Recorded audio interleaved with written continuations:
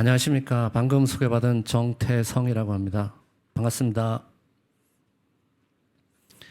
아, 예, 감사합니다. 이렇게 뜻깊은 자리에 참석하게 돼서 굉장히 영광스럽게 생각을 하고요. 이러한 자리가 좀 더 활성화돼서 아까 의장님께서도 좀 다양성, 다양한 전문가들이 IPCC 보고서에 참여할 수 있는 기회가 될 수 있는 그런 기회가 되면 좋지 않을까 이렇게 생각을 합니다. 제가 오늘 발표를 드릴 내용은 워킹그룹 2에 관련된 내용이고요. 실무그룹 2는 영향, 적응 그리고 취약성에 관련된 내용이 되겠습니다. 앞서 이준희 교수님께서 기후변화에 대한 내용을 자세하게 소개해 주셨는데, 그럼 이렇게 기후 변화가 생기면 이런 변화의 영향은 무엇일까? 그리고 또 이런 것들을 어떻게 적응을 해야 되는가? 그리고 또 이거와 관련된 취약성은 무엇인가에 대한 그런 내용이 되겠습니다. 좀 더 자세한 내용들은 발표를 통해서 말씀을 드리도록 하겠습니다. 먼저 숫자로 본 보고서입니다. 저희도 67개국의 270명의 저자가 참여를 했고요. 5년 동안 34,000개의 과학 논문을 평가를 했습니다. 이 과정에서 62,418개의 검토를 거쳤습니다. 이런 검토를 거치면서 좀 더 신뢰성이 있고 좀 더 누구나 공감할 수 있는 그런 또 이 IPCC 보고서가 정부 공무원들의 심의 논의를 통해서 하나하나가 통과를 해야 되기 때문에 이런 검토가 중요했고, 그런 것들을 그런 검토에 답을 할 수 있도록 저희들이 노력을 해서 이 과학적 지식이 반영된 기후변화 영향, 리스크, 적응 옵션 한계에 대한 주요 결과를 만들었고, 이에 대한 결과를 공유하도록 하겠습니다. 흔히 그런 질문을 많이 받습니다. 실무그룹 2가 말하고자 하는 게 뭔가, 그것을 한마디로 이렇게 세 문장으로 요약하면 다음과 같이 말씀을 드릴 수 있을 것 같아요. 기후변화가 인간의 웰빙과 지구의 건강에 위협이 된다는 과학적 증거는 명백하다. 공동의 전지구적 행동이 지연된다면 살기 좋은 미래를 확보하기 위한 짧고 빠르게 닥치는 기회를 놓칠 것이다. 이 보고서는 전 세계에 해결책을 제시하고 있다. 이렇게 세 문장으로 요약을 할 수 있을 것 같은데요.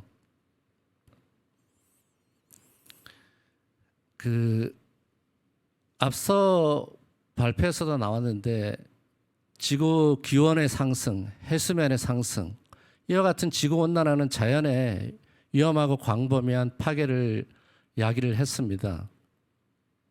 이 사진은 캘리포니아의 산불로 인한 산림의 훼손을 보여드리고 있는데요. 이러한 기후변화는 많은 생물들의 멸종을 야기를 했고, 이로 인해서 인간이 광범위한 영향을 받는 것으로 보고되고 있습니다. 그리고 기후변화는 그들의 적응 노력에도 불구하고 수십만의 삶에 영향을 끼쳤습니다. 앞서도 말씀드렸는데 인간의 영향이 기후변화에 굉장히 미치고 있는 그런 정도가 심각한 것으로 나타났는데, 이러한 인간의 영향으로 인한 태풍의 증가, 홍수 빈도, 또 가뭄의 빈도, 또 크기의 증가, 이런 것들이 많은 피해와 손실을 끼쳤고요. 이로 인해서 많은 사람들이 피해를 입고 있습니다. 또 세계 인구의 절반, 2050년까지는 절반 이상이 도시에서 거주할 거로 예측이 되고 있는데, 도시에서는 영향이 점점 확대되는 것으로 보고가 되고 있습니다. 특히 폭염이나 열섬 이런 현상들은 도시에 거주하는 사람들의 삶에 많은 영향을 미쳤고요. 또 홍수라든가 태풍 이런 것들은 도시의 기반 시설, 파이프라인이라든가 네트워크 이런 것들을 파괴하는 등 많은 피해와 손실을 입힌 걸로 보고가 되고 있습니다. 또 더불어 동시에 발생하는 극한 상황은 리스크를 점점 가중시키는 것으로 보고가 되고 있습니다. 예를 들어서 지구 온난화로 인해서 폭염과 가뭄이 증가를 하면 농장 노동자의 온열 질환이 증가할 수가 있고, 이로 인해서 수확량이 감소가 되고 또 더불어 생산성이 정화가 될 수 있습니다. 이렇게 되면 식품 가격이 상승하게 되고 또 가계 소득은 점점 감소하게 됩니다. 이렇게 기후변화는 하나의 국지적인 지역에만 영향을 미치는 게 아니라 전 세계에 영향을 미치고 있습니다. 이런 기후변화는 국경을 초월하고 있다고 볼 수가 있는데, 이러한 것들은 전 지구의 식량난을 증가시키고 또 이로 인해서 또 식량을 쉽게 얻지 못하는 그런 식량 위기를 가져올 수도 있다고 보고되고 있습니다. 지금까지 이런 영향들에 대한 것들을 좀 살펴봤는데요. 이런 영향을 지금까지 살펴보면서 이번 보고서는 우리에게 새로운 이 상호 연결된 그런 것에 대한 새로운 이해를 좀 촉구를 하고 있습니다. 예를 들어서 지금 그림에서 보시는 리스크 프로펠러, 이 형상이 이제 프로펠러 형상처럼 생겨서 저희들이 이제 리스크 프로펠러라고 하는데, 이런 리스크 프로펠러는 기후변화와 인간계, 생태계가 상호 연결이 되어 있다는 것을 보여주고 있습니다. 특히 이제 기후변화는 인간 사회의 웰빙이라든가 자연계에 존재하는 생태계의 종의 다양성, 또 일부 생태계는 멸종에 이르는 등 굉장히 상호 연결을 하면서 영향을 미치고 있습니다. 그래서 이런 상호 연결에 대한 새로운 이유가 필요하다고 제시하고 있고요. 또 하나는 이 기후변화가 인간에 미치는 영향, 이런 인간에 미치는 영향을 자세하게 보여주고 있는데, 특히 인간의 천연 자원의 남용이라든가 무분별한 도시개발, 토지 이용의 남용, 이런 것들은 생태계의 서식지를 파괴한다거나 도시에 살고 있는 그런 주민들의 불평등을 심화시키는 그런 역할을 하고 있습니다. 지구에는 33억에서 36억의 인구가 기후변화에 취약한 지역에서 살고 있다고 보고를 하고 있는데요. 특히 아프리카 지역이라든가 고산 지역, 작은 섬 지역에서는 기후변화로 인해서 식수난을 겪고 있고, 이로 인해서 기근에 시달릴 것이라고 보고를 하고 있습니다. 이렇게 취약 지역에 살고 있는 사람들은 중복적인 문제들이 같이 겪고 있는데요. 예를 들면 물 위생 및 의료 서비스에 대한 제한적인 접근이라든가, 또 이러한 취약 지역에 살고 있는 사람들은 대부분 소규모 농업이나 어업에 종사하는 그런 업종에 종사하다 보니까 기후에 민감한 생계 수준입니다. 그래서 기후 변화에 따라서 굉장히 취약해질 수가 있고요. 또 이렇게 취약한 지역의 사람들은 높은 수준의 빈곤이라든가 또 리더십의 부재, 자금 부족, 정부의 책임감 부족이라든가 신뢰도 부족, 이런 것들을 함께 겪고 있습니다. 더불어 온난화가 증가할수록 모든 지역의 인간과 자연에 대한 리스크도 증가를 합니다. 지금 보시는 사진은 하나의 예로서 일본 오키나와 근해에 식생하고 있는 그 산호초의 그 멸종에 관련된 사진입니다. 그 인간의 활동이 온난화를 증가시키고 이로 인해서 생태계의 일부 종은 멸종 위기에 이를 수도 있는 것으로 보고되고 있습니다. 이 그림은 하나의 예인데요. 하나의 예로서 생물 다양성이 지구 온난화에 따라서 어떻게 변화할지에 대한 그런 것들을 보여주는 그 지도가 되겠습니다.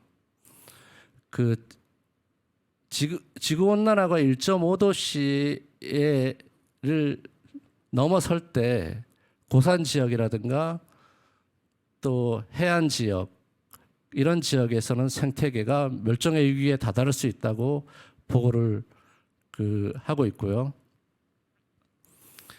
3도씨에 이르면 1.5도씨에 비해서 한 10배 정도 생물 다양성이 손실될 것으로 보고하고 있습니다. 그 자연계는 인간에게 굉장히 많은 영향을 미치고 있는데요. 그 특히 수분이라든가 관광, 여가, 또 식량 자원 등 다양한 그런 서비스를 제공하고 있습니다. 그런데 인간의 활동으로 인해서 이런 자연계가 훼손이 되면 건강이라든가 자정작용, 깨끗한 공기 이런 것들, 웰빙과 관련된 인간의 활동과 관련된 것에 많은 영향을 받는 것으로 보고가 되고 있습니다.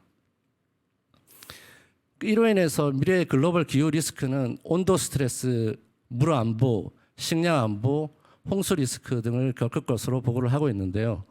특히 사하라 사막 이남의 아프리카라든가 남아시아, 중남미 그리고 작은 섬의 사람들은 식량 부족으로 영양실조를 겪을 것으로 보고를 하고 있습니다.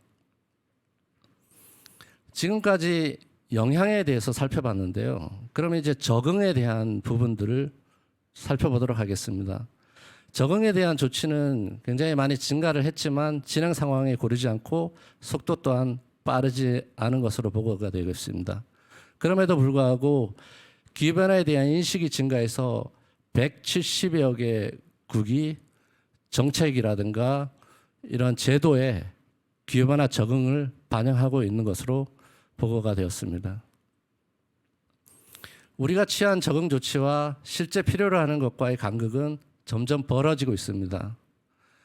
이러한 간극은 저소득층에서 가장 크고 또 간극은 앞으로 더욱 커질 것으로 예측이 되고 있습니다.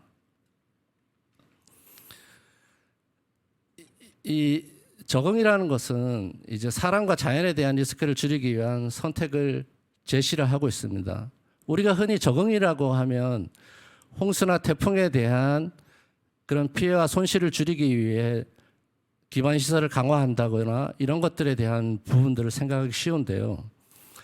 이 건강 시스템 강화라든가 이런 걸 통해서 우리가 지금 발생하고 있는 팬데믹이나 이런 것들을 저감을 하고 또 열 스트레스 이런 것들을 저감할 수 있는 그런 효과를 얻을 수가 있습니다.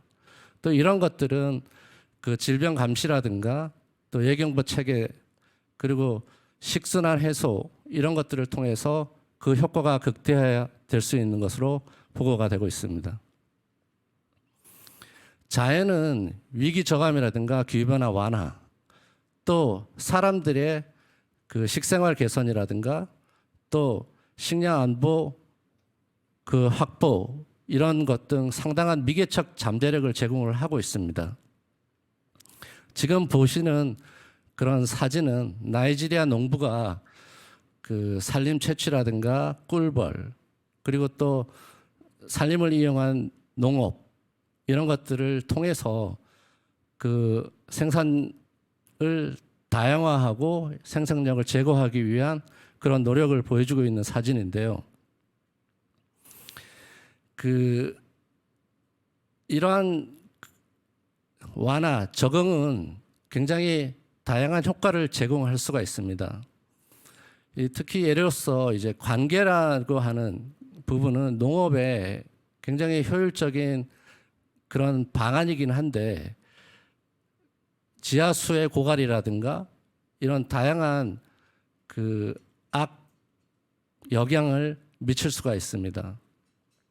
이런 것들을 빗물 저장이라든가 절수 기술, 또 토양의 수분 보존 이런 것들을 보완하는 방향으로 적응을 한다면 기후변화에 대한 취약성을 저감할 수 있을 뿐만 아니라 경제적, 생태적 이익을 제공할 수가 있습니다. 또 이러한 노력들은 식수를 확보하는 데도 도움이 될 수가 있고요.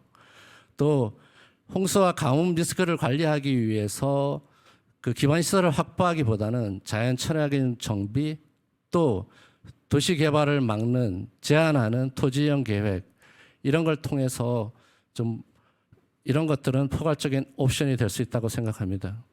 그래서 이런 적응 효과는 그렇지만 이런 적응 효과는 온난화가 증가를 하면 그 효과가 감소될 수 있다고 보고를 하고 있습니다. 이 얘기는 다시 말하면 시기가 중요하다는 것을 강조하는 것이라고 볼 수 있는데요. 또 식량 안보를 위한 효과적인 옵션은 품종 개량이라든가 혼농임업, 또 농장 및 경관의 다양화 이런 것들을 들 수가 있고, 또 이러기 위해서는 공동체 중심의 적응이라든가 생물 다양성 강화가 중요하다고 할 수 있습니다. 추가적인 혜택으로는 식량 안보와 영양, 그리고 건강과 웰빙, 생계를 들 수가 있고요. 특히 그 생물 다양성을 강화를 하면 기후변화 완화, 또 탄소 저감 이런 것들에 대한 효과를 얻을 수가 있고, 또 그 커피와 같은 그런 농작물을 생산하는 데 있어서 그늘을 제공하는 등 이런 부수적인 효과를 얻을 수가 있는 것으로 보고가 되고 있습니다. 그 2050년까지 도시 지역에서는 세계 인구의 3분의 2가 거주할 것으로 그 보고가 되고 있는데, 그 도시 지역에서도 그 홍수 저감이라든가 태풍 그 피해를 줄이기 위해서 그 엔지니어링 기반, 기존에 해왔던 그 기반 시설을 확대하는 것보다는 자연에 기반한 이런 방식을 함께 한다면 그 효과적으로 재난을 줄일 수 있을 것으로 보고가 되고 있고, 또 이러한 것들은 녹지 조성이나 도시 농업, 또 사회 안전망 구축 이런 것과 함께 할 때 그 효과가 극대화된다고 보고를 하고 있고요. 이런 것들은 공중보건 개선이라든가 생태계 보존과 같은 추가적인 혜택도 얻을 수 있습니다. 또한 무허가 정착존에 대한 적응 부분인데요. 이 사진은 인도의 그 위생시설 개선이라든가 상수도망 보완에 관한 내용입니다. 그 효과적인 옵션으로서는 현지 지식을 반영을 하고, 또 그 역량에 적합한 자원이라든가 도구를 활용하고, 또 정책 임환자가 참여를 하고 의사결정 과정에 주민이 참여해서 제도적인 변화, 특히 정부의 책임 있는 그 약속, 헌신, 투명성 등의 강조가 되고 있습니다. 이러한 적응에도 불구하고 이제 부적응이 나타날 수가 있는데요. 이 부적응은 의도하지 않은 결과를 초래하는 적응이 되겠습니다. 이러한 부적응은 가장 취약한 그룹이 이런 부적응을 더 심하게 영향을 받는 것으로 나타났고요. 이로 인해서 양극화는 점점 심해지고 또 고착화될 수 있다고 보고를 하고 있습니다. 이럼에도 불구하고 적응에는 이제 한계가 있습니다. 아무리 효과적인 옵션이라고 하더라도 모든 손실과 피해를 예방하지 못하는 한계가 있고요. 또 1.5도씨 이상에서 일본 자연 기반 해법은 작동하지 않을 수도 있고, 또 2도씨에 이르면 많은 지역에서 현재 재배 중인 작물을 경작하는 것이 어려울 수도 있습니다. 또한 재정적 제약이 있는데요. 현재 글로벌 금융 흐름은 충분치 않으며 대부분의 재정 지출이 적응보다는 배출 감소를 목표로 하고 있다는 것입니다. 또 기후 영향은 잠재 성장을 둔화시킬 수도 있습니다. 증가하는 손실을 피하기 위해서는 기후변화에 적응하기 위한 시급한 조치가 필요하다고 보고로서는 제시를 하고 있는데, 동시에 최대한 많은 적응 옵션이 적용 가능하기 위해서는 온실가스 배출량을 신속하고 많이 줄이는 것이 필수적이라고 하고 있습니다. 이러한 적응을 가속화하는 방법으로는 모든 수준의 정부 전반에 걸친 정치적인 헌신 및 후속 조치가 핵심이고 또 제도적인 프레임워크가 필요하다고 보고서는 제시하고 있습니다. 이러한 적응이 추가적인 효과를 많이 제시를 하고 있는데 그 추가적인 효과는 빈곤 해소라든가 건강과 웰빙, 불평등 감소, 그리고 육주화 수준 생활에 좀 더 효율적으로 지원하는 그런 것들을 제시를 하고 있습니다. 지금의 예는 이제 육상 및 해양 생태계에 관련된 그런 것들이 얼마나 추가적인 혜택을 주고 있는지를 제시한 그림이게 되겠는데요. 이 산림 기반 적용을 보면 지속 가능한 산림 관리라든가 산림 보존, 그리고 정비, 재조림, 이런 조림이 어떤 효과를 제시하고 있는지를 보여주는 그림인데요. 지금 이런 산림 기반 적응은 이런 효과 외에도 이 플러스로 제시하고 있는 그리고 지속 가능 개발 목표에 또 지원하고 있다는 것을 보여주는 그림이 되겠습니다.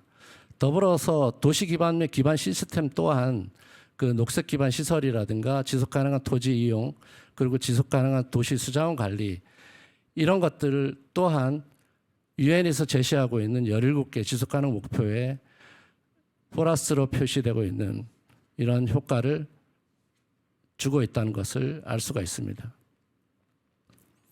그럼 이제 우리의 미래는 어떨지를 한번 살펴보도록 하겠습니다. 두 가지의 미래가 있는데요. 첫 번째는 웰빙, 낮은 빈곤율, 그리고 적은 리스크. 위에 보시는 기후 탄력적 발전을 높은으로 가져갈 때 우리의 미래. 또 하나의 미래는 취약, 높은 빈곤, 리스크가 큰. 이것들은 기후 탄력적 발전의 정도가 낮을 때 발생하는 것입니다. 이런 것들은 그럼 기후 탄력적 발전은 어떤 것일까요? 이 기후 리스크 저감이라든가 온실가스 배출량 감소, 생물 다양성 강화, 지속 가능 발전 목표 달성, 이런 걸 통해서 기후 탄력적 발전을 이룰 수가 있다는 것이고요.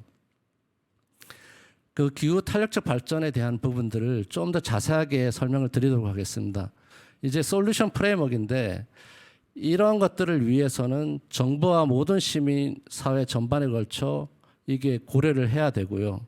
또 모두가 참여를 해야 됩니다. 또 하나는 광범위한 지식을 활용해야 되는데 특히 토착적 지식이라든가 지역적, 실용적 지식을 함께 활용을 해야 된다는 것이고요. 또 생태계 보존 및 복원이 함께 되어야 된다는 것이고 소외된 그룹을 포함을 해야 되고 공정과 정의를 우선순위화해야 되며 서로 다른 관심, 가치관, 세계관이 조화를 이루어야지 되고 또 마지막으로 대규모 투자와 국제 협력이 필요하다는 것입니다. 오늘부터 모든 행동 선택과 결정을 시작해야지만 이러한 기후 탄력적 발전을 달성할 수 있다는 것이고 이전 평가보다 전 세계적인 조치가 시급한 것으로 보고가 되고 있습니다. 기후 탄력적 발전은 현재 지구 온난화 수준에서도 이미 성공 가능성을 담보하기 어렵고 온난화가 1.5도씨를 초과하면 전망이 더욱 제한적이 되고 2도씨를 초과하면 불가능할 수도 있다고 보고서는 제시하고 있습니다. 이 과학적 증거는 분명하고 공동의 전지구적 행동이 지연된다면 살기 좋은 미래를 확보하기 위한 짧고 빠르게 닥치는 기회를 놓칠 것이고 이 보고서는 전 세계 해결책을 제시한다고 요약을 하고 있습니다. 이 요약을 다시 한번 말씀을 드리면서 오늘 발표를 마치도록 하겠습니다. 감사합니다.